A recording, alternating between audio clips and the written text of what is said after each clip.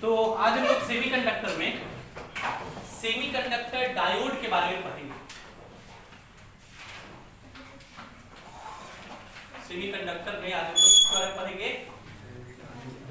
Diode के बारे में। हमें डायोड के बारे में भी पढ़ना है और ट्रायोड के बारे में भी पढ़ना है। ट्रायोड को ट्रांजिस्टर कहते हैं और डायोड को कहीं कहीं पीएन जंक्शन लिखा रहेगा, तो एक ही चीज है। तो डायोड पढ़ना है और ट्रायोड पढ़ना है। डायोड हम पढ़ा रहे हैं, ट्रायोड आपको प्रणव सर पढ़ाएंगे अलग से, ठीक है। ट्रायोड में क्योंकि बहुत ज्यादा पीएचडी टाइप का दिया हुआ है चीज, हालांकि सिलेबस से हटा दिया है अब आपके स्कूल के सिलेबस से हटा दिया गया, लेकिन जेईई मेंस में पूछा जाता है, नीट वगैरह में पूछ दिया जाता है। एक बात और, आईआईटी के सिलेबस में इस साल से 2023 से जो होगा, मतलब 2022 में तो आप लोग दे देंगे, लेकिन 2023 के सिलेबस में ये सब अब इंक्लूड हो गया है। कल आईआईटी का रिवाइज सिलेबस आया है और अब रिवाइज सिलेबस में ये सारा चीज इंक्लूड हो गया है। ईएम वेव, मैग्नेटिक मटेरियल, ये सारे टॉपिक जो पहले आईआईटी के सिलेबस में नहीं हुआ करते थे, अब ये सब उसके सिलेबस में इंक्लूड हो गया है पूरा चीज। तो आज हम लोग डायोड के बारे में पढ़ेंगे। उससे पहले लास्ट सेमीकंडक्टर का इंट्रोडक्शन एक बार रिपीट कर दे, क्योंकि कुछ लोग पता नहीं हुआ था, तो एक बार रिपीट कर दे वहां से। हम लोग पिछले क्लास में डिस्कस किए थे कि सेमीकंडक्टर एक स्पेसिफिक टाइप का मटेरियल होता है जिसका कंडक्टिविटी और रेजिस्टिविटी मेटल के और इंसुलेटर के, कंडक्टर और इंसुलेटर के मिडिल में लाई करता है। कंडक्टर का कंडक्टिविटी बहुत ज्यादा होता है और इंसुलेटर का कंडक्टिविटी बहुत कम होता है, नेग्लिजिबल होता है। सेमीकंडक्टर्स का बीच बीच में होता है। कंडक्टर्स का रेजिस्टिविटी बहुत कम होता है, इंसुलेटर का रेजिस्टिविटी बहुत, सेमीकंडक्टर का बीच बीच में होता है। कंडक्टर्स में फ्री इलेक्ट्रॉन्स बहुत ज्यादा होते हैं, सेमीकंडक्टर्स में फ्री इलेक्ट्रॉन्स बहुत कम होते हैं। इंसुलेटर बहुत कम है और सेमीकंडक्टर में। लेकिन सबसे इंपॉर्टेंट क्लासिफिकेशन जो था सेमीकंडक्टर, कंडक्टर और इंसुलेटर के बीच, वो था वैलेंस बैंड थ्योरी। वो क्या था? Valence band theory. Valence band theory, VBT short में हम लोग क्या कहेंगे इसको? वीबीटी। ये थ्योरी क्या कहता है कि हर एटम में एनर्जी का दो लेवल होता है। एक वह लेवल जिसको वैलेंस सेल कह सकते हैं, उसमें जो इलेक्ट्रॉन्स होंगे उनकी जो एनर्जी होगी, इसे वैलेंस बैंड कहेंगे। क्या कहेंगे? अगर इलेक्ट्रॉन इसमें है तो इलेक्ट्रिसिटी को कंडक्ट नहीं करेगा। जब इलेक्ट्रॉन इससे ज्यादा एनर्जी लेवल कंडक्शन बैंड में चला जाता है, तभी वो इलेक्ट्रिसिटी को कंडक्ट करता है। But in case of conductor, the conduction band overlaps with valence band. Conduction band valence band के साथ क्या होता है? ओवरलैप होता है। There is no energy gap. Energy gap कितना है? Eg 0। So the electrons from valence band can easily go to conduction band to conduct electricity. ठीक है? In case of semiconductor, if this is the valence band and if this is the conduction band, there is energy gap. There is energy gap. But this energy gap is less than 3 electron volt. This energy gap is less than 3 electron volt. And so it is possible that when sufficient amount of energy is supplied, the electrons from valence band can move to conduction band. तब जा सकता है कब? जब sufficient amount of energy provide किया जाए, गर्म किया जाए, हीट किया जाए, तो जा सकता है। But in case of insulator,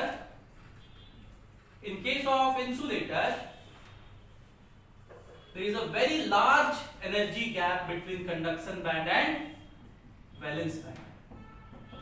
इनके बीच एनर्जी गैप बहुत ज्यादा होता है। It is more than 3 electron volt.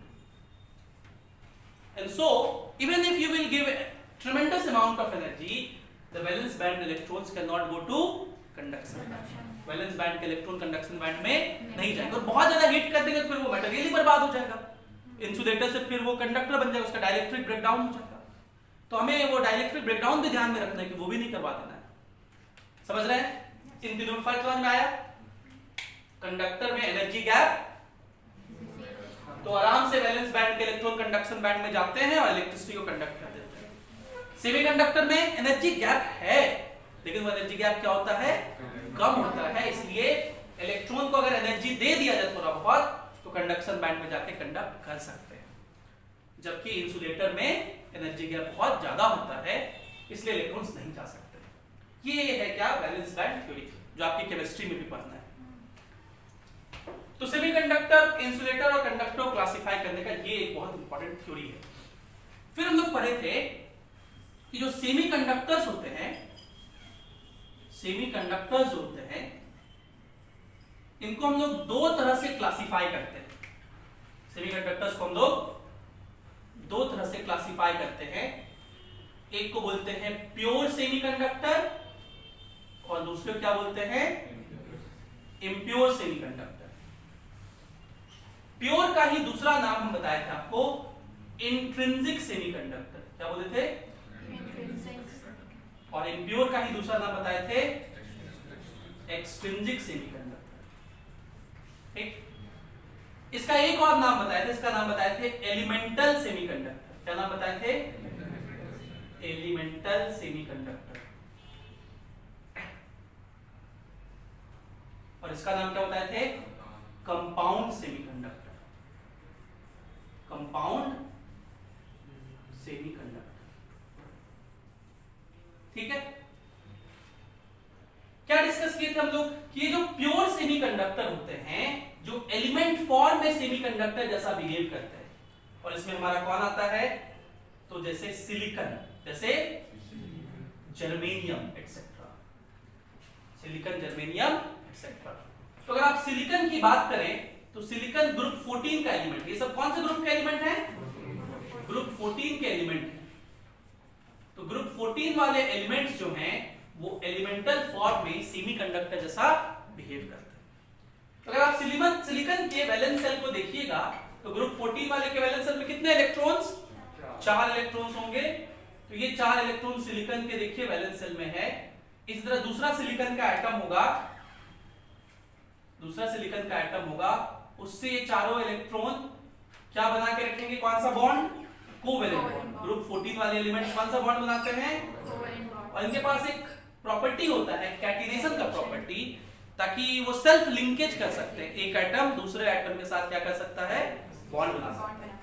तो इसमें देखिए चारों इलेक्ट्रॉन तो बॉन्डिंग में पार्टिसिपेट कर लिया, चारों इलेक्ट्रॉन किस में पार्टिसिपेट कर लिया, इसीलिए इसमें इलेक्ट्रॉन्स हमारे पास अवेलेबल नहीं होते कंडक्शन करने के लिए। इसीलिए ये जो एलिमेंटल सेमीकंडक्टर है इनके पास लो कंडक्टिविटी होता है। इनका कंडक्टिविटी क्या होता है, बहुत लो होता है नॉर्मल रूम टेम्परेचर पे, और गर्म करना पड़ता है, हीट करना पड़ता है बहुत ज्यादा, तब जाकर के यहाँ बॉन्ड ब्रेक होते हैं। बॉन्ड क्या होते हैं, ब्रेक होते हैं, बॉन्ड ब्रेक्स कब, on heating, on heating, heat करने पर बॉन्ड क्या होता है, टूट जाता है। और जब बॉन्ड टूट गया तो ये इलेक्ट्रॉन और ये वाले इलेक्ट्रॉन क्या हो गए, फ्री हो गए। क्या हो गए, अब मान लो किसी वजह से ये इलेक्ट्रॉन मूव कर जाए तो ये इलेक्ट्रॉन इधर आ जाएगा और अपने जगह पे क्या क्रिएट कर देगा, एक वैकेंसी क्रिएट कर देगा, जिसको हम लोग होल कहते हैं। क्या बोलते हैं, तो ये होल हो गया। अगर इधर का इलेक्ट्रॉन फिर यहाँ आ जाए तो इलेक्ट्रॉन अपने जगह वैकेंसी क्रिएट कर देगा और इस वैकेंसी को भर देगा, है ना। तो हम लोग कह सकते हैं अगर इलेक्ट्रॉन इधर मूव कर रहा है तो होल्स इधर मूव कर रहा है, और जितने इलेक्ट्रॉन से बॉन्ड टूटेगा तो जितने इलेक्ट्रॉन बाहर निकलेंगे उतने वैलेंस सेल से जितने इलेक्ट्रॉन जनरेट होंगे उतने ही होल्स भी जनरेट होंगे। तो एलिमेंटल सेमीकंडक्टर में number of electrons is equals to number of holes होता है, और इसी को Ni भी लिखते हैं, और Ni बोलते हैं नंबर ऑफ इंट्रिंसिक कैरियर्स को, नंबर ऑफ इंट्रिंसिक कैरियर्स। लेकिन ये जो एलिमेंटल सेमीकंडक्टर है इसका कंडक्टिविटी क्या है, लो कंडक्टिविटी है। इनकी कंडक्टिविटी क्या है, बहुत लो है, बहुत कम है, लो conductivity.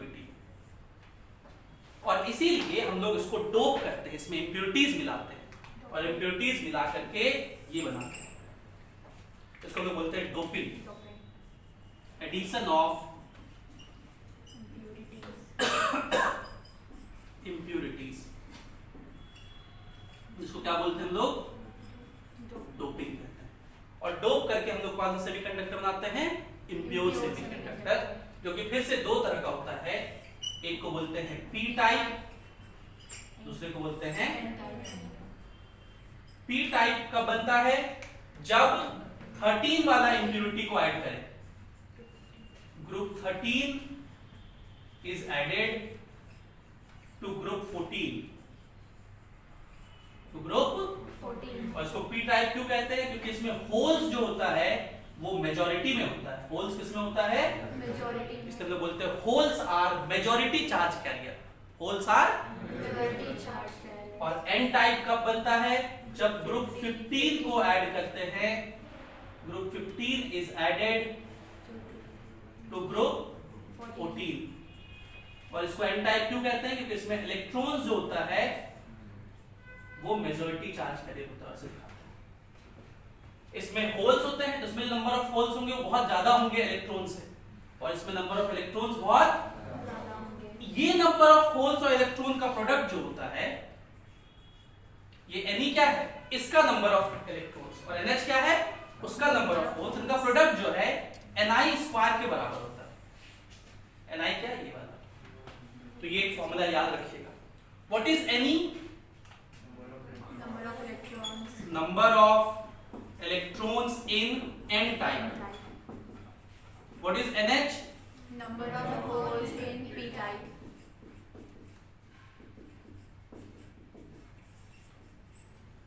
And what is Ni? Number of intrinsic carriers। ठीक, तो क्वेश्चन में ना कोई दो दिया रहेगा, तीसरा पूछ देगा आपसे, ध्यान रखेंगे।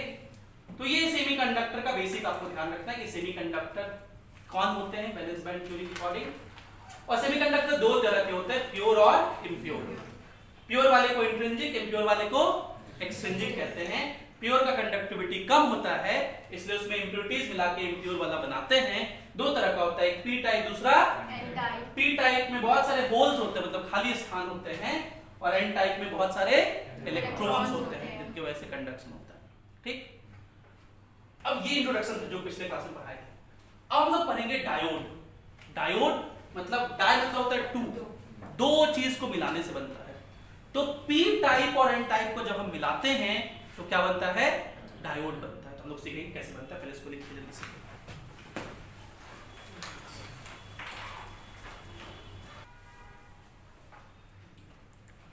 तो अब हम लोग इंपॉर्टेंट चीज डिस्कस कर रहे हैं, और सबसे पहला टॉपिक है पीएन जंक्शन। पीएन जंक्शन, इसी को हम लोग क्या बोलते हैं? PN junction diode. पहले हम लोग बना लेते हैं जंक्शन, फिर उसको डायोड नाम देंगे। क्योंकि हमें ये भी पढ़ना है कि जब पी टाइप और एन टाइप को मिलाते हैं तो क्या होता है। एनसीईआरटी में 2 पन्ना इसके बारे में लिखा हुआ है, और जिस साल मैंने बोर्ड दिया था उस बार ये पूछा गया था, explain the formation of PN junction, 3 number. ठीक है, तो ये सवाल आपके बोर्ड एग्जाम के लिए बहुत इंपॉर्टेंट होने वाला है। इससे कोई बात पूछा भी जा सकता है आपके जेईई मेंस नीट आईआईटी में, लेकिन आईआईटी बोलना पड़ेगा इस चैप्टर में।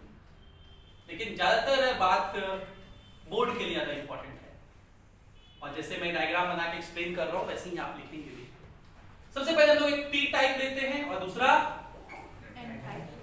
एन टाइप लेते हैं। तो मान लीजिए ये एन टाइप है। एन टाइप में क्या होंगे? बहुत सारे एक्सेस में इलेक्ट्रॉन्स होंगे, और पी टाइप में क्या होगा? बहुत सारे होल्स होंगे, मतलब वैकेंट स्पेस होंगे, वैकेंट स्पेस होंगे।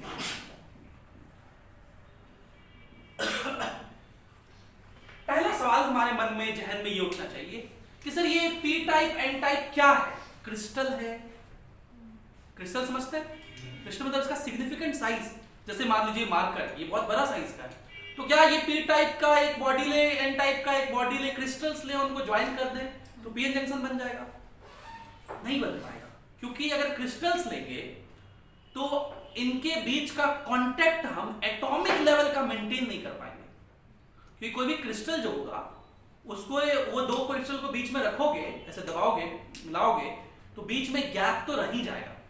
और हमें किस लेवल का कांटेक्ट चाहिए? Atomic level. इलेक्ट्रॉन्स को चलाना है, इलेक्ट्रॉन्स कितना छोटा होता है सोचिए। तो हमेशा ध्यान रखना है कि पीएन जंक्शन पी टाइप और एन टाइप क्रिस्टल से नहीं बनते। किससे बनते हैं? तो पी टाइप का एक बहुत थिन सा लेयर लेते हैं, बहुत थिन सा। उसी तरह एन टाइप का भी एक बहुत थिन सा लेयर लेते हो, बहुत पतला सा है, बहुत पतला सा। ये इतना बड़ा नहीं है, ये तो आप माइक्रोस्कोप से बहुत जूम करके देख रहे हो। बहुत पतला सा लेयर लेते हैं और उन दो लेयर को ज्वाइन किया गया, ठीक, बहुत पतला सा दो लेयर है। कितना पतला सा अगर इमेजिन करना हो तो इन लेयर्स को वेफर कहते हैं। थिन लेयर को क्या बोलते हैं? हम लोग चिप्स खाते हैं ना, चिप्स का नाम वेफर्स होता है। क्यों बोलते हैं वेफर? कैसे कैसे बनता है वेफर? वो आलू लेते हैं, उसका एकदम थिन सा स्लाइस से को छांक करके बनाते हैं। तो जैसे आलू का थिन स्लाइस होता है, वैसे ही सोचिए कि ये सब आलू के क्रिस्टल के थिन स्लाइसेस है, बहुत थिन सा स्लाइस है, और उनको ऐड करके क्या बनाया जाता है? पीएन जंक्शन बनाया जाता है। ठीक, समझ गए? तो ये सवाल सबसे पहला सवाल बन सकता है, ये सवाल आपके एनसीईआरटी में लिखा हुआ, तो लिखिए पहले पीएन जंक्शन में। पहले हम लोग ये पॉइंट ही लिखेंगे, फिर ये डायग्राम बनाइएगा। देखिए पीएन जंक्शन पे लिखिए, अ PN junction is formed, a PN junction is formed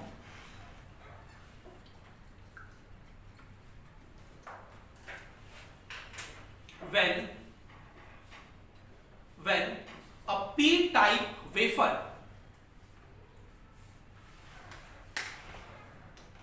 WAFER,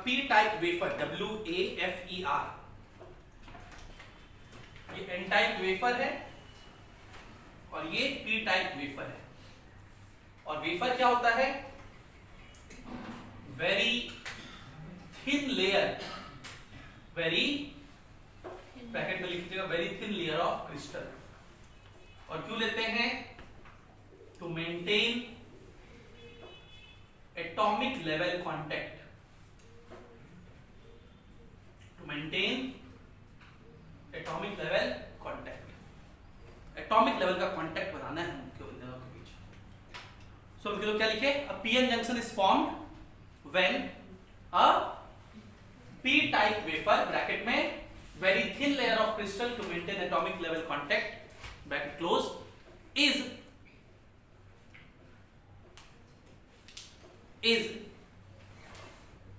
joined with n type wafer, is joined with n type wafer, is joined with n type wafer। क्या ये बात समझ पा रहे हैं आप लोग? अब क्या होता है, जैसे दोनों को ज्वाइन करेंगे तो यहां तो वैकेंसी है, बहुत सारे वैकेंट क्या है? स्पेसेस है, और इधर क्या है? बहुत सारा इलेक्ट्रॉन्स है। So there is a concentration difference. क्या है? और इस कंसंट्रेशन डिफरेंस की वजह से इलेक्ट्रॉन्स इधर होल की तरफ मूव करेंगे। इलेक्ट्रॉन्स इधर की तरफ मूव करेंगे। क्यों मूव कर रहे हैं electrons? Why these electrons are moving? Because of concentration difference. किसकी वजह से मूव कर रहे हैं? इधर इलेक्ट्रॉन्स बहुत ज्यादा अमाउंट में है, इनकी कंसंट्रेशन बहुत ज्यादा है, कंसंट्रेशन मतलब अमाउंट बहुत ज्यादा, इधर इलेक्ट्रॉन्स है, उधर इलेक्ट्रॉन्स। जब भी दो ऑब्जेक्ट में से एक ऑब्जेक्ट दूसरे के तरफ कंसंट्रेशन डिफरेंस की वजह से मूव करता है, तो ऐसे प्रोसेस को डिफ्यूजन कहते हैं। क्या बोलते हैं? डिफ्यूजन। तो हम लोग कहेंगे कि when they are joined the electrons diffuses, और किधर से किधर डिफ्यूज करता है? n टाइप से p टाइप। तो ये होता है डिफ्यूजन। इलेक्ट्रॉन्स का क्या होता है? डिफ्यूजन होता है। क्यों होता है diffusion? Due to concentration difference. और किधर की तरफ डिफरेंस डिफ्यूजन हो रहा है? n टाइप से p टाइप की तरफ। तो ये एरो में ऐसे दिखा देते हैं, ठीक। आप जानते हैं इलेक्ट्रॉन्स के मोशन की वजह से क्या क्रिएट होता है? करंट। इलेक्ट्रॉन्स का मोशन ही क्या कहलाता है? करंट। तो अगर इलेक्ट्रॉन्स इधर जा रहा है तो करंट किधर क्रिएट होगा? इधर। और इसको कौन सा करंट कहेंगे? Diffusion current. क्या कहेंगे? Diffusion current. Diffusion current. ठीक है, तो लिखिए पहला पॉइंट। पहला पॉइंट लिखिए, when the wafers of n type and p types are joined, when the wafers of n type and p type are joined, when the wafers of n type and p type are joined, comma the electrons move from n type to p type. The electrons move from, कहां से कहा जाता है, देखो ये याद रखना, ये सब डायरेक्शन कौन किधर से किधर जा रहा है, तो वो वैसे रटोगे तो समझ में नहीं आएगा, यहाँ डायग्राम समझ में आ रहा है ना, किधर से किधर जा रहा है, डायग्राम हमेशा माइंड में घुमाते रहना. The electrons move from n type to p type due to concentration difference. Due to concentration difference. Due to concentration difference. Full stop. This process is known as diffusion. This process is known as diffusion.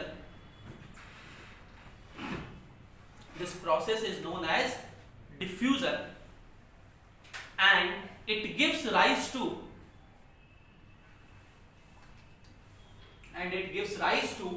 diffusion current, and it gives rise to diffusion current from p type to n type, and it gives rise to diffusion current from p type to n type.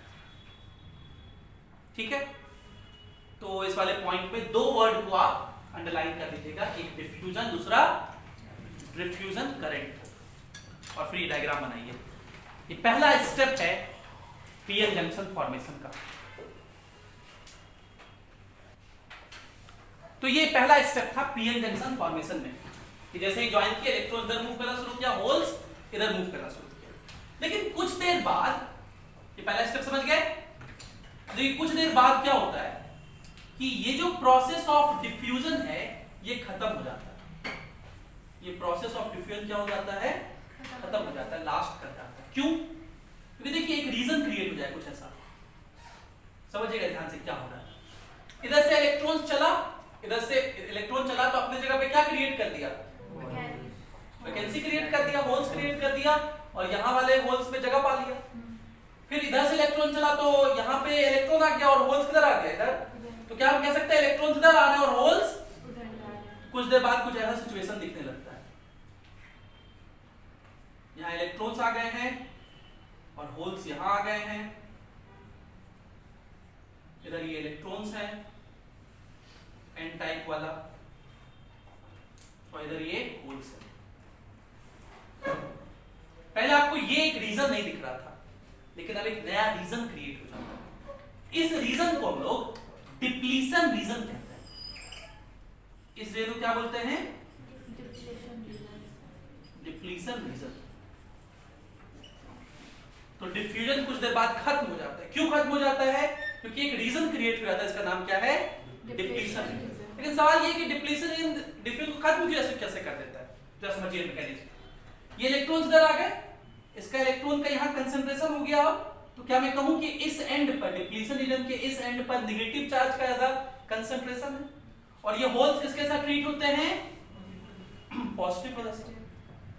तो इस reason में positive negative terminal जैसा creation हो जाता है, और positive से negative की तरफ क्या होता है, इलेक्ट्रिक फील्ड होता है. तो इस रीजन में एक इलेक्ट्रिक फील्ड क्रिएट हो जाएगा, किधर से किधर, पॉजिटिव से नेगेटिव. इसको हम लोग बोलते हैं डिप्लीशन रीजन फील्ड. क्या बोलते हैं, depletion region field. Depletion region field, ये इसी को बैरियर फील्ड कहते हैं. क्या बोलते हैं, बैरियर फील्ड. बैरियर फील्ड क्यों, क्योंकि यह बैरियर कैसा काम करेगा, किसके लिए. अब इस इलेक्ट्रॉन को देखिए, जैसे ही ये इलेक्ट्रॉन इस रीजन में आना चाहेगा, तो ये जो फील्ड है इन इलेक्ट्रॉन्स पर फोर्स लगाएगा, किधर की तरफ, इलेक्ट्रॉन्स पर फोर्स इलेक्ट्रिक फील्ड के ऑपोजिट डायरेक्शन में लगता है. तो इलेक्ट्रॉन्स पे प्लीज इस इलेक्ट्रिक फील्ड के ऑपोजिट में रहेगा, तो ये इलेक्ट्रॉन अब इधर ना आके किधर चलने लगेंगे, इधर चलने लगेंगे. बोलो yes, तो डिफ्यूजन होना क्या हो गया. और ना ही सिर्फ ऐसा होगा भाई, इस इलेक्ट्रॉन की वजह से इस इलेक्ट्रॉन पर फोर्स आएगा, और ये इलेक्ट्रॉन इस पर भी फोर्स आएगा, एक दूसरे पे फोर्स. तो जो इलेक्ट्रॉन आ चुका है, ये इलेक्ट्रॉन भी क्या होगा, बाहर जाने लगेगा. बात समझ पा रहे मेरा. जो इलेक्ट्रॉन यहां आ चुका है, ये इलेक्ट्रॉन भी रिपल्सन की वजह से बाहर जाने लगेगा.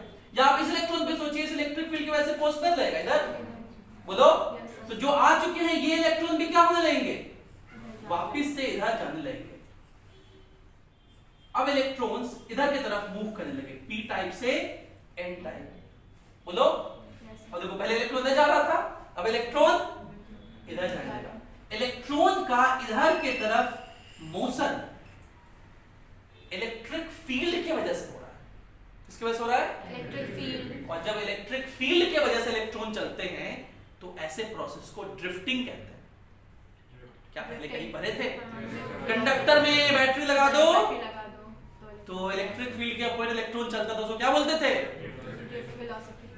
तो इधर की तरफ क्या होगा? Drifting of electrons, drifting of due to electric field of depletion region. Electric field of depletion.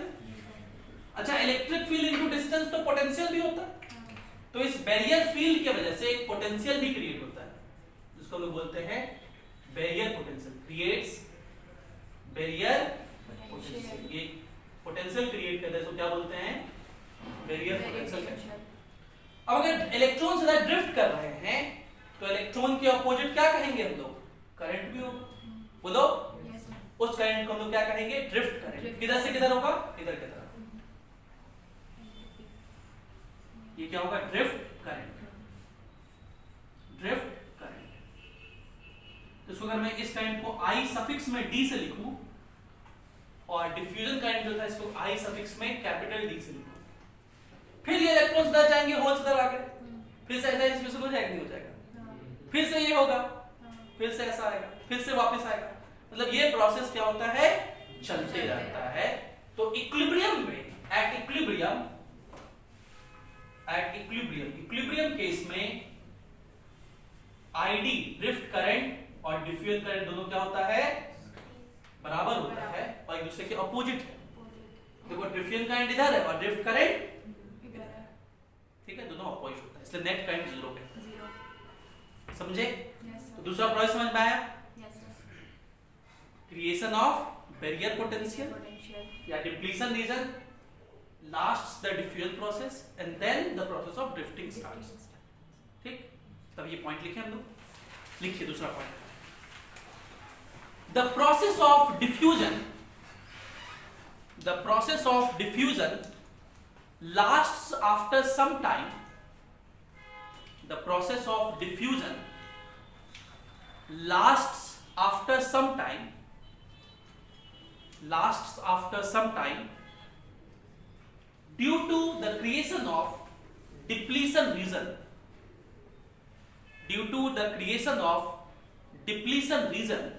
in which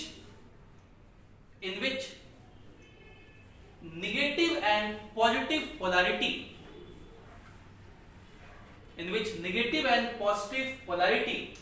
creates barrier field and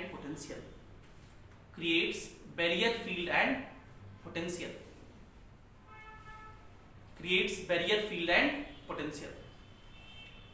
तो इस वाले पैसेज में दो वर्ड इंपॉर्टेंट हैं, एक डिप्लीशन रीजन, उसको अंडरलाइन कर लीजिए। मैं ये बोर्ड में लिखने के लिए बता रहा हूं कि इसमें ये अंडरलाइन कर दोगे तो क्या होगा कि बोर्ड वाला लोग समझ जाएगा, अच्छा हाँ बच्चा को ये चार टर्म आता है, diffusion current, barrier potential, depletion region, ये सब आता है। वो पूरा पैसेज नहीं पढ़ता है, ठीक। फिर पैरा चेंज करके लिखिए, the barrier field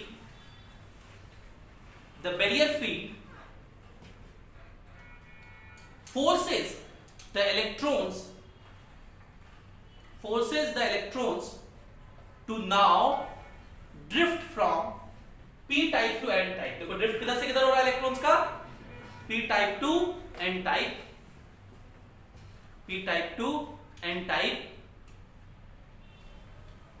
and this gives rise to drift current, and this gives rise to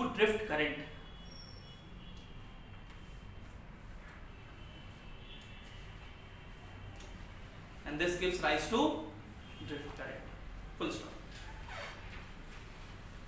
The direction of drift current is opposite to diffusion current.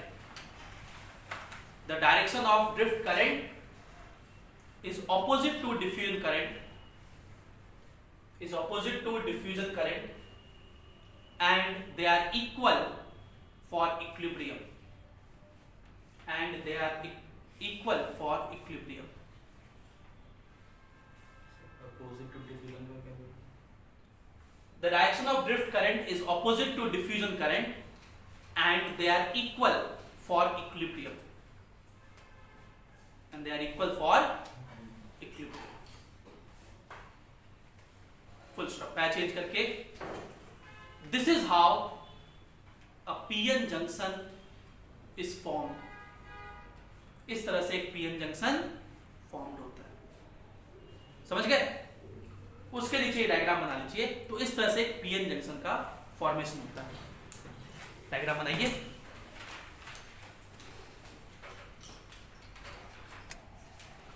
तो अब हम ये जानते हैं कि PN जंक्शन बनता है तो क्या क्या होता है. इसी PN जंक्शन को डायोड कहते हैं. PN junction diode. और अब हम इसे सिंबॉलिकली दिखाया करेंगे. अब उतना खतरनाक सा P टाइप N टाइप पूरा नहीं दिखाएंगे. इसका ये सिंबल होता है. ठीक है. इसे हम लोग कहेंगे डायोड. ये जो साइड है ये बड़ा सा, इसको हम लोग P टाइप कहते हैं. P साइड टाइप का साइड. और इसको क्या साइन लगाएंगे? प्लस. और इस साइन को क्या कहेंगे यहाँ पे? प्लस. मतलब ये P टाइप है, ये क्या है? ठीक. ये पॉजिटिव टर्मिनल इस डायोड का, इस डायोड का ये समझ गए. अब ये जो डायोड होता है ये नॉन ओमिक कंडक्टर होता है. डायोड क्या होता है? Non ohmic conductor. मतलब ये ओम्स लॉ के नियम को फॉलो नहीं करता. मतलब V directly proportional to I नहीं होता है. इसमें ग्राफ V और I के बीच स्ट्रेट लाइन नहीं होता. तो हम जानना चाहते हैं कि भाई इसमें कैसा ग्राफ होता है, I और V के बीच कैसा रिलेशनशिप होता है. तो ये एक्सपेरिमेंट हमारे कोर्स का है. भले मैं थ्योरी में आपको पढ़ा रहा हूँ, लेकिन ये हमारा एक्सपेरिमेंट है. आप एक्सपेरिमेंट कहें, उसे एक्टिविटी कहें, तो आप अभी अपने प्रैक्टिकल फाइल्स में इसको लिखेंगे कि डायोड का बाइसिंग का एक्सपेरिमेंट. बाइसिंग मतलब होता है बैटरी लगाना. बाइसिंग मतलब होता है क्या होता है? बैटरी लगाना. तो डायोड में बैटरी लगा करके हम चेक करना चाहते हैं कि आखिर कैसा ग्राफ बनता है. और वो ग्राफ आप अपने प्रैक्टिकल फाइल में बनाएंगे. ये ग्राफ आपके एनसीईआरटी में दिया हुआ है. तो हम लोग पढ़ने जा रहे हैं बाइसिंग. क्या पढ़ने जा रहे हैं? बाइसिंग. तो बाइसिंग का मतलब क्या होता है? Applying voltage. अप्लाइंग वोल्टेज या connecting battery. Connecting battery. Battery लगाने के प्रोसेस को क्या बोलते हैं? बैटरी या सेल. तो जो बाइसिंग है दो तरह का होता है. एक को बोलते हैं फॉरवर्ड बाइसिंग. क्या बोलते हैं? Forward biasing. Forward biasing. Forward biasing. Forward biasing तब होता है जब हम कोई डायोड लें और इस डायोड के पॉजिटिव टर्मिनल को बैटरी के पॉजिटिव टर्मिनल से कनेक्ट करें. डायोड के पॉजिटिव टर्मिनल को बैटरी के पॉजिटिव टर्मिनल और इस डायोड के निगेटिव टर्मिनल को बैटरी के. नेगेटिव टर्मिनल से कनेक्ट करें. ठीक. और इस सर्किट में करंट वगैरह फ्लो कर रहा है कि नहीं कर रहा है, उसके लिए हम इस सर्किट में एक आमीटर लगा रहे हैं. क्या लगा रहे हैं? अमीटर. सेमीकंडक्टर में जो करंट वगैरह होता है, वोल्टेज वगैरह होता है, बहुत छोटा छोटा होता है. तो इसमें जो करंट होता है उसको आमीटर से भी ज्यादा सेंसिटिव इंस्ट्रूमेंट हम लोग मेजर करते हैं. और उसको मिली आमीटर कहते हैं. क्या बोलते हैं?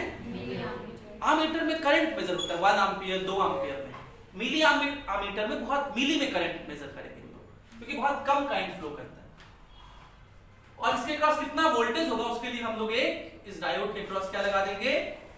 तो ये बैटरी कितना वोल्ट प्रोवाइड कर रहा है, इसलिए इसके क्रॉस एक हम लोग वोल्ट मीटर भी लगा देंगे इस तरह से. और वोल्ट मीटर का भी टर्मिनल बिल्कुल ऐसे ही होगा. बैटरी के टर्मिनल को देख करके वोल्ट मीटर का टर्मिनल होता है. ये पॉजिटिव टर्मिनल है मतलब ये बैटरी का पॉजिटिव टर्मिनल हुआ, ये नेगेटिव टर्मिनल. और इसी तरह इसका भी ये हुआ पॉजिटिव टर्मिनल, ये हुआ. ठीक है. आमीटर समझ गए? तो फॉरवर्ड बाइसिंग में कैसा आमीटर लगाते हैं? मिली आमीटर. ठीक. फॉरवर्ड बाइसिंग जब करके हम लोग देखते हैं हमें पता चलता है कुछ बात. पहला बात ये पता चलता है कि ये डायोड कंडक्ट करता है. Diode conducts. डायोड. और क्यों कंडक्ट करता है? क्योंकि जो डिप्लीशन रीजन है वो खत्म हो जाता है। डिप्लीशन रीजन क्या हो जाता है? खत्म हो जाता है। क्यों कंडक्ट करता है? क्योंकि डिप्लीशन रीजन वैनिसेस, डिप्लीशन रीजन। और अगर आप इस सिचुएशन का ग्राफ बनाएंगे, इसको हम लोग आईवी कैरेक्टरिस्टिक कहते हैं। क्या बोलते हैं? Ivy characteristic. आई किसमें है? Current, milliampere. तो आप पाएंगे कि जैसे जैसे वोल्टेज जब जीरो है तो करंट भी क्या है? जीरो। जैसे जैसे वोल्टेज बढ़ा रहे हैं करंट नहीं बढ़ रहा है, करंट नहीं बढ़ रहा। कुछ दूर तक करंट क्या रहता है? जीरो रहता है। एक वोल्टेज तक करंट क्या रहता है? जीरो रहता है। इस वोल्टेज को थ्रेशोल्ड वोल्टेज कहते हैं। क्या बोलते हैं? Threshold voltage. Threshold voltage. तब तक करंट जीरो रहता है। उसके बाद जैसे जैसे वोल्टेज बढ़ाते हैं करंट बढ़ता है। ठीक, ये जो वोल्टेज है जब तक करंट जीरो होता है इसको बोलते हैं थ्रेशोल्ड वोल्टेज, या कहीं कहीं इसका नाम कट ऑफ वोल्टेज भी लिखा रहता है। कट ऑफ, कहीं कहीं इसका नाम नी वोल्टेज भी लिखा रहता है। नी वोल्टेज एक ही नाम है सब, ठीक है। इस वोल्टेज का वैल्यू याद रखना है, इस वोल्टेज का वैल्यू याद रखना है फॉर सिलिकॉन। फॉर सिलिकॉन ये थ्रेशोल्ड वोल्टेज कितना होता है और जर्मेनियम के लिए थ्रेशोल्ड वोल्टेज कितना होता है मुझे याद नहीं है, मुझे रफली याद है कि शायद सिलिकॉन के लिए 0.3 और जर्मेनियम के लिए 0.7 होता है वोल्ट। तो आप एनसीईआरटी देख कोई live NCERT second part, first part में थोड़ी है, सेकंड पार्ट पढ़ रहे हैं ना, किसी के पास है तो अगर होगा तो आप चेक कर लीजिएगा किसके लिए थ्रेशोल्ड वोल्टेज कितना होता है। क्योंकि जेईई मेंस 2018 में आई थिंक या 19 में एक सवाल ऐसा पूछ दिया था, 2018 या 19। क्या सवाल था कि देखिए इस तरह से एक डायोड दिया हुआ था और लिख दिया था किसका डायोड है, मान लो मैं अभी नहीं जान रहा हूं तो सिलिकॉन का डायोड है और इसके क्रॉस बैटरी लगा दिया था 3 वोल्ट का और यहां एक रजिस्टर लगा दिया था 2 ओम का मान लीजिए और पूछा था बताइए इस रजिस्टर में कितना करंट होगा, how much will be the current. ठीक, तो देखिए पहले तो देखो ये डायोड फॉरवर्ड बायस्ड है कि रिवर्स बायस्ड है, बताओ। इस डायोड के पॉजिटिव टर्मिनल से बैटरी का पॉजिटिव टर्मिनल है और डायोड के नेगेटिव टर्मिनल से बैटरी का नेगेटिव टर्मिनल तो है। कैसा डायोड हो गया? फॉरवर्ड फॉरवर्ड बायस्ड डायोड है ना जी। यस सर, तो ये कंडक्ट करेगा कि नहीं करेगा? यस इट विल कंडक्ट, लेकिन कब कंडक्ट करेगा? इट विल कंडक्ट, लेकिन कब कंडक्ट करेगा? करंट कब से फ्लो करता है? थ्रेशोल्ड वोल्टेज के बाद। तो मान लीजिए सिलिकॉन के लिए, मैं अभी अपने मन से डेटा बोल रहा हूं, मुझे कंफ्यूजन है क्योंकि 0.3 और 0.7 के बीच, आप लिख लीजिएगा। सिलिकॉन में 0.7 और जर्मेनियम में 0. ठीक, श्योर हो? मैं ये लिख रहा हूं, आप एनसीईआरटी अपना चेक कर लीजिएगा। तो सिलिकॉन डायोड जो है वो कंडक्ट करता है कब? 0.7 वोल्टेज के बाद से, और आपने कितना अप्लाई किया है? 3 वोल्टेज। तो 3 वोल्ट का 0.7 वोल्ट तो ये सिलिकॉन डायोड ले लेगा और बाकी इस रजिस्टर के क्रॉस जाएगा कितना? 2.3 वोल्ट। ठीक है, डायोड के लिए ओम्स का वैलिड नहीं है लेकिन रजिस्टर के लिए तो वैलिड है। तो इस रजिस्टर में वोल्टेज पता है कि हम लोग को पता है कितना वोल्टेज है, और इससे करंट निकालना है तो आप इसके लिए लिख दीजिए equation, current is equal to कितना हो जाएगा? 2.3 by 2, तो 1.15 एम्पीयर। और ऑप्शन में सारे थे, ऑप्शन में 1.15 भी था और किसी बच्चे को नहीं याद रहे थे तो 0.3 माइनस करके भी था और बिना कुछ माइनस करके 1.5 भी लिखा हुआ था। 3 सीधा सा दे दोगे तो 3/2 1.5 भी लिखा हुआ था। लेकिन अगर नहीं कहता सिलिकॉन डायोड है, अगर नहीं कहता कि डायोड कौन सा है, तो फिर हम उसे ये ऐसे नहीं करते, फिर कहते कि डायोड कंडक्ट करेगा, सीधा सीधा 3 वोल्ट इसके क्रॉस लिखते, 1.5 वोल्ट आंसर हो जाता। ठीक, जैसे एक क्वेश्चन जो डीसी पार्ट में है वो मैं यहां लिखा हूं।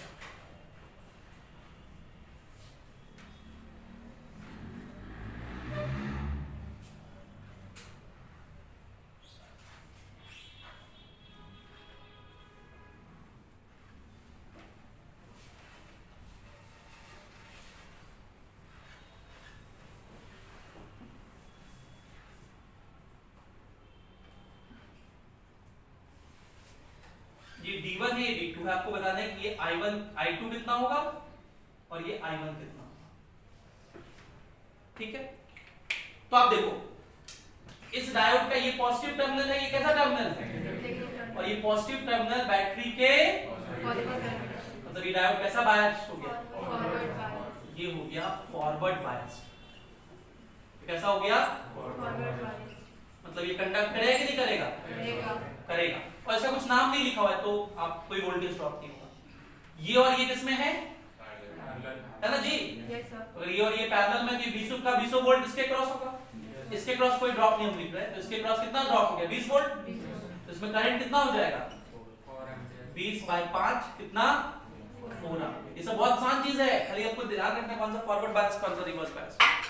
अब ये डायोड चलिए, ये कैसा है, ये नेगेटिव पॉजिटिव से कनेक्टेड है, इसको तो बोलते हैं रिवर्स बायस। कौन सा बायसिंग,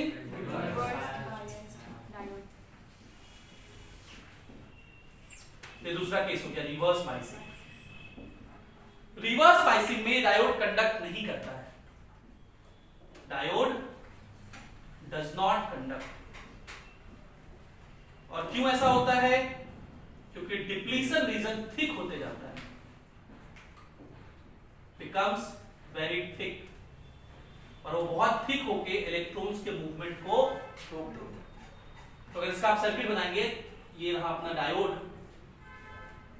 ये रहा अपना बैटरी, नेगेटिव टर्मिनल, ये पॉजिटिव टर्मिनल, तो करंट होता ही नहीं है, बहुत छोटा सा करंट ऑब्जर्व किया जाता है, और उसके लिए हम लोग माइक्रोमीटर का इस्तेमाल करते हैं। किसका इस्तेमाल करते हैं, माइक्रोमीटर।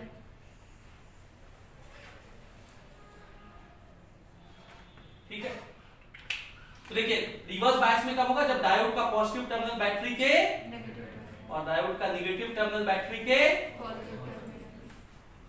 इस केस में कोई करंट फ्लो नहीं करता। इसका अगर आईवी कैरेक्टरिस्टिक बनाए तो देखो ये आई हम यहां दिखा रहे हैं माइक्रो एमीटर में, और वोल्टेज यहां दिखा रहे हैं रिवर्स में, इसलिए थर्ड क्वाड्रेंट ग्राफ बनेगा। कोई भी करंट नहीं होता, बहुत थोड़ा सा करंट और लगभग कांस्टेंट करंट होता है, बहुत थोड़ा सा लगभग कांस्टेंट करंट होता है। और ये करंट ड्रिफ्ट करंट की वजह से होता है, आईडी ये किसकी वजह से होता है, ड्रिफ्ट करंट। ड्रिफ्ट करंट की वजह से बहुत थोड़ा सा माइक्रो एम्पियर में करंट मिलता है, नहीं तो लगभग नेग्लिजिबल करंट मिलता है। लेकिन आप नेगेटिव में वोल्टेज अप्लाई करते जाओगे करते जाओगे करते जाओगे करते जाओगे, बहुत नेगेटिव वोल्टेज अप्लाई कर दोगे तो एक वोल्टेज के बाद इसका ब्रेकडाउन हो जाएगा। ये डायोड, ये जो इंसुलेटर है ना भाई, तो इंसुलेटर का क्या हो जाएगा, सेमीकंडक्टर का भी ब्रेकडाउन हो सकता है, इंसुलेटर का भी, ये सेमीकंडक्टर उसका भी क्या हो सकता है, ब्रेकडाउन हो जाएगा। तो फिर किसके जैसा बिहेव कर लेगा, कंडक्टर कैसा, तो कंडक्टर जैसा बिहेव करने लगा तो फिर तो उसमें करंट फ्लो कर जाएगा, तो उस वोल्टेज पे क्या होगा, करंट इंफिनिटी तक चला जाएगा तुरंत, करंट किस पे चला जाएगा, इंफिनिटी। इस वोल्टेज को हम लोग बोलते हैं ब्रेकडाउन वोल्टेज। इसको क्या बोलते हैं, आपको ध्यान रखना है कि इस वोल्टेज तक नहीं ले जाना है मुझे, कि इस वोल्टेज तक ले जाओगे तो जल जाएगा, खराब हो गया है ना, तो ये ध्यान रखना है। तो रिवर्स बायसिंग में कंडक्ट नहीं करता, इसलिए करंट कितना होगा, जीरो। क्या डाउट समझ में आया, क्या पहले वाले में फॉरवर्ड बायस जो निकाले, हाँ इसमें थ्रेशोल्ड इसलिए नहीं ली क्योंकि डायोड का नाम नहीं दिया हुआ। ठीक है, अगर ये दिया होता तो थ्रेशोल्ड वाला माइनस कर देते। ठीक है, बुक में ये दोनों ग्राफ एक साथ भी दिया रहता है, तो एक साथ ही बना सकते हैं, ये वाला इधर और वो वाला चीज यहाँ पे ऐसे। ठीक है, तो एक साथ ही बना सकते हैं डायोड का आईवी कैरेक्टरिस्टिक। मैं बता दूं क्या, इधर बना देते हैं, ये I ये V, तो ये I किसमें है, मिली एम्पियर में, यहां I किसमें है, माइक्रो एम्पियर में। तो एक साथ अगर बनाना चाहें आप तो ऐसे बनाते हैं।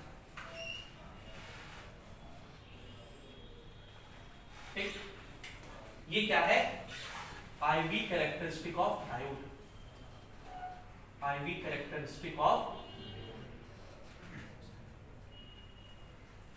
ठीक है। एक बात और, अब देखो ये जो लाइन है IV लाइन, ये तो स्ट्रेट लाइन नहीं है, ये कैसा लाइन है? Curve line. अगर स्ट्रेट लाइन होता था तो उसका स्लोप, IV ग्राफ में स्लोप जो होता है वो 1 by रेजिस्टेंस के बराबर होता है, लेकिन यहाँ पे तो स्लोप कांस्टेंट होगा नहीं, स्ट्रेट लाइन का स्लोप तो कांस्टेंट होता है, लेकिन इसका स्लोप कांस्टेंट तो नहीं होगा। तो कहेंगे इसका जो रेजिस्टेंस होगा वो हमेशा बदलते रहेगा, इसका रेजिस्टेंस कांस्टेंट नहीं होता, डायोड का रेजिस्टेंस क्या होता है? बदलते रहता है। डायोड का रेजिस्टेंस बोलो, तो इसमें तो करंट और वोल्टेज स्ट्रेट लाइन ग्राफ नहीं बन रहा, अगर रेजिस्टेंस कांस्टेंट रहता तो V = IR, है ना। तो अगर आपसे इस डायोड का रेजिस्टेंस पूछ दे किसी इंस्टेंट पे, मान लो पूछ दे कि इस पर्टिकुलर करंट पर या इस पर्टिकुलर वोल्टेज पर आप रेजिस्टेंस बताइए, यहां पर रेजिस्टेंस कितना, तो ऐसे रेजिस्टेंस को हम लोग डायनेमिक रेजिस्टेंस कहेंगे। क्या कहेंगे? RD। क्या कहेंगे? तो हम लोग क्या करते हैं, इसके जस्ट पहले का एक पॉइंट लेंगे। अगर मुझे A पे पूछा है RD at A, तो हम A से जस्ट पहले का एक पॉइंट लेंगे और A से जस्ट बाद का एक पॉइंट लेंगे, एक कोऑर्डिनेट लेंगे, दोनों के कॉरस्पॉन्डिंग वोल्टेज का डिफरेंस लेंगे, यहां से यहां तक का वोल्टेज, इसे हम डेल्टा V कहेंगे। इसे क्या कहेंगे? और दोनों के कॉरस्पॉन्डिंग करंट भी लेंगे और दोनों के कॉरस्पॉन्डिंग करंट का जो गैप होगा उसे हम लोग डेल्टा I कहेंगे। और डायनेमिक रेजिस्टेंस निकालेंगे, रेजिस्टेंस होता है voltage by current, delta V by delta I करके हम लोग निकालेंगे, ठीक है, डायनेमिक रेजिस्टेंस। तो ये सवाल एनसीईआरटी में है कि ऐसा ग्राफ दिया हुआ है और बोला है कि बताइए जब करंट का इतना वैल्यू होगा तो रेजिस्टेंस कितना होगा, तो हम उसके नीचे वाला वैल्यू, जस्ट नीचे वाला, जस्ट ऊपर वाला वैल्यू लेकर के उस पे निकाल देंगे, ठीक है। पक्का समझ गए? यही कहानी है किसका? डायोड का। तो ये डायोड का इंट्रोडक्टरी पार्ट था। डायोड्स हम लोग बहुत स्पेशल पर्पसेस के लिए यूज करते हैं, ठीक। जैसे डायोड का एप्लीकेशन रेक्टिफायर्स में किया जाता है, डायोड जेनर डायोड बना करके हम उसे वोल्टेज रेगुलेटर का काम देते हैं। उस तरह डायोड का इस्तेमाल लाइट इमिटिंग डायोड के रूप में किया जाता है, LED बोलते हैं। डायोड का इस्तेमाल फोटो सेल में किया जाता है और सोलर सेल में इसी प्रिंसिपल का इस्तेमाल होता है। तो ये 5 बातें हम लोग अगले क्लास में पढ़ेंगे कि LED क्या होता है। बहुत बेसिक में पढ़ना, बहुत उसमें PhD नहीं करना घुस के, वो तो हमें करना ही है इंजीनियरिंग के कोर्सेज में, है ना। यहाँ पे हमें इंट्रोडक्शन बस दिया गया है कि इलेक्ट्रॉनिक्स कम्युनिकेशन इंजीनियरिंग में आप इसके बारे में पढ़ेंगे। हालांकि फर्स्ट ईयर में सारे इंजीनियरिंग में ये पढ़ना होता है बहुत डिटेल में, बैचलर्स डिग्री में, लेकिन अभी ये डायोड का इंट्रोडक्शन था। और इस पर सवाल पूछे जाते हैं, ऐसा सवाल खूब जेईई मेंस नीट में पूछा जाता है और कल जो पढ़ाएंगे अगली क्लास में उस पर भी पूछा जाएगा। उसको बोलते हैं हम लोग स्पेशल पर्पस डायोड। बस डायोड में एक क्लास और स्पेशल पर्पस डायोड लेके खत्म करेंगे। आज के लिए इतना ही। Thank you, have a great day.